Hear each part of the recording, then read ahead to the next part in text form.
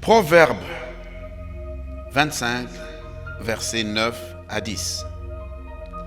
Défends ta cause contre ton prochain, mais ne révèle pas le secret d'un autre, de peur qu'en l'apprenant, il ne te couvre de honte et que ta mauvaise renommée ne s'efface pas.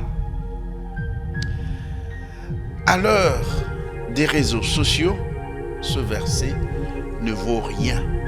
Et cette sagesse divine est comme une lettre morte. On s'empresse d'amener au grand jour ce qui se serait fait dans le secret.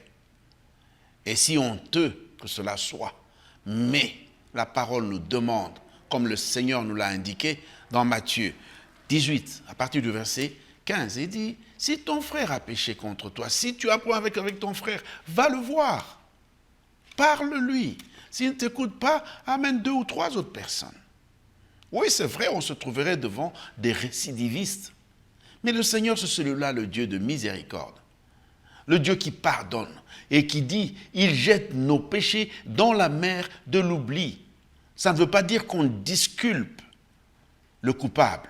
Mais non, on doit lui donner la chance de se repentir. Une première, une deuxième, une troisième même. Alors, ceux qui détiennent les secrets des autres, ils pensent avoir le droit de vie ou de mort sur eux.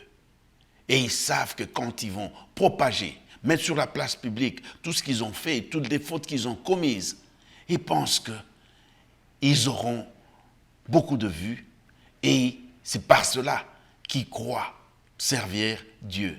Non, revenons sur le droit chemin. Le but d'amener le frère, ou bien de faire de reproche à un frère, c'est le ramener à la raison. Pourquoi devrions-nous jouer le même rôle que celui-là qui détruit? Et quand il veut t'achever, il veut que tu ne te relèves plus jamais. Frères, gardons la réputation de nos frères. Travaillons à ce que nos sœurs qui sont tombées se relèvent. Ramenons ceux qui se sont écartés, ramenons-le vers le droit chemin. Dieu est le seul juge suprême. Il connaît tous nos secrets. Et c'est ce qu'il nous dit. Au jour du Seigneur, les actions secrètes seront sorties en plein air. Mais en ce moment, donnons la chance à nos frères de se relever.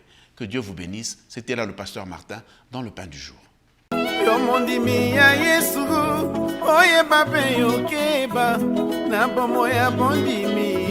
Basi mingi minyoko kofinga pe kotongo bakomona yo zoba ebongi yo bosana te boka na yo likolo.